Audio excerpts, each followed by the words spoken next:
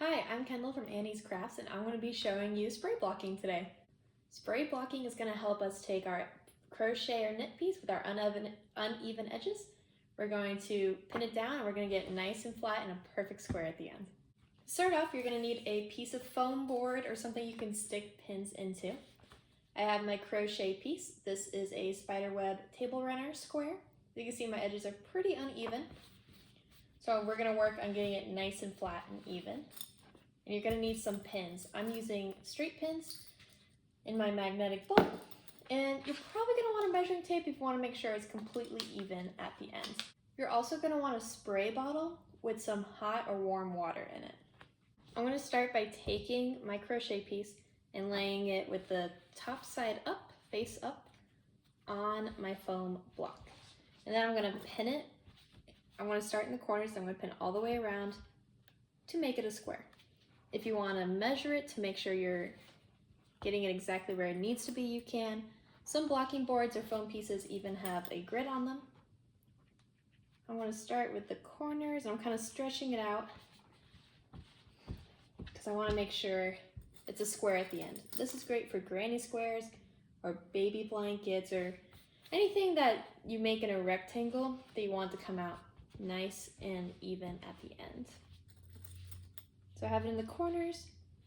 I think I want to put a pin where all my spider web lines are. This is going to help it make it a little bit more even and balanced. You don't want it tugging really hard in one direction and then not very hard in the other, because then it defeats the whole point of blocking. I'm kind of going around. You can see I took out one of my corner pins and I'm rearranging. I'll spread this out and lower this guy. Take some playing around with, but it's worth the effort and time because once we spray it, we're just gonna let it sit and dry and we don't have to worry about it. There's a few different methods of blocking. This is called spray blocking, but there's some like steam where the name implies you use a steamer to make your edges nice and neat after you pin them. Some use wet blocking, which a lot of people do for garments. And they put their whole garment in water and then squeeze out the excess and then pin it. All of it involves a board or a towel or something you can pin things into, pins, and water. All right. I'm gonna stand up just so I can make sure I get nice and even. My circle's a little off, so I can also pin my circle on the inside if I want it to be a little bit more even, although I kind of like the way it looks. Okay. And again, if you want it, you can measure. It's about 7. It's shorter over here, so maybe we should spread this out.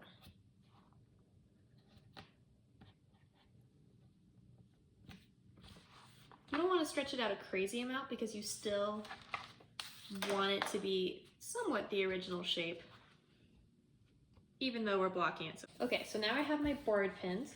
Oh, that looks really cool with the yellow and black on it. My pins are really easy to see, which I love.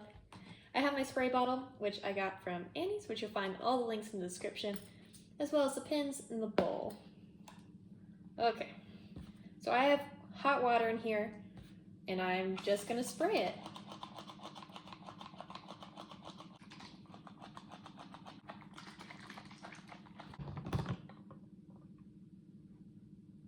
This is brand new, so I think it just needs to get the water in there.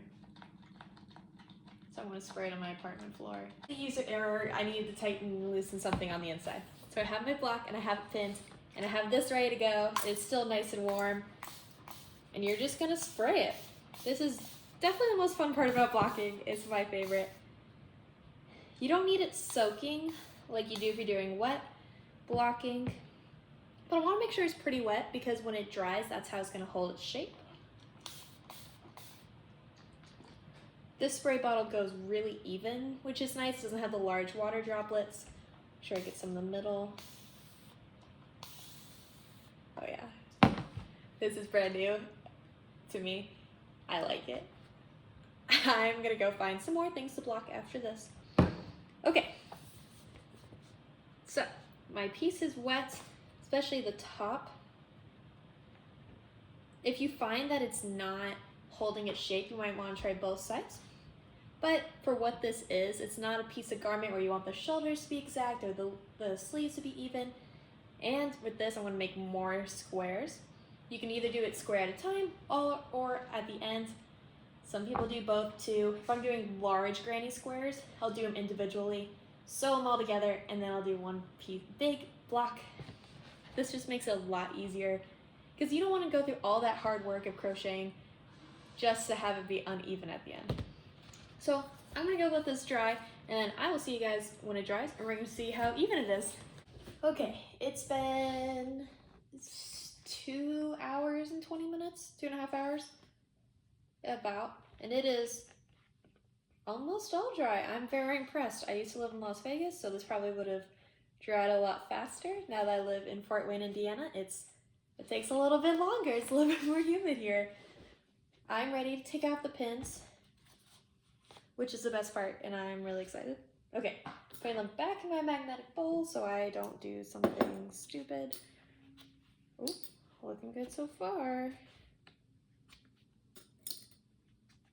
Okay. You notice how it isn't squeezing back to its original size? That's really good.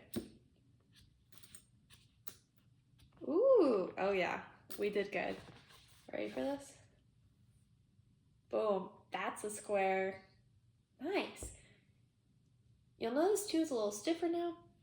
If you block clothing and you don't like that, you can add a little bit of fabric softener or laundry detergent into your water when you spray it, and it softens up obviously the fibers a little bit. This is part of a table runner, so I don't really care if it's tough or not. If really, I mean anything, I like it a lot more because it's tough. Anyway, yeah, I mean it does pretty good. It's still a little wet in the back, so I probably could have let it dry a little bit longer. I honestly recommend doing it overnight if you can, because you might as well make sure it's 100% good.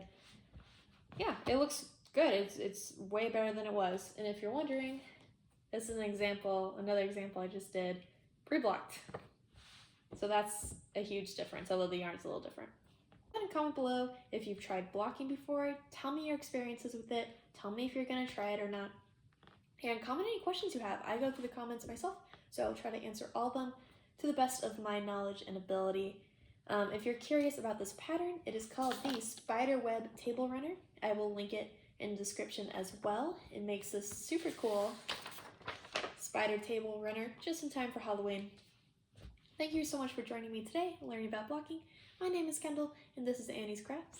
Thanks for joining me.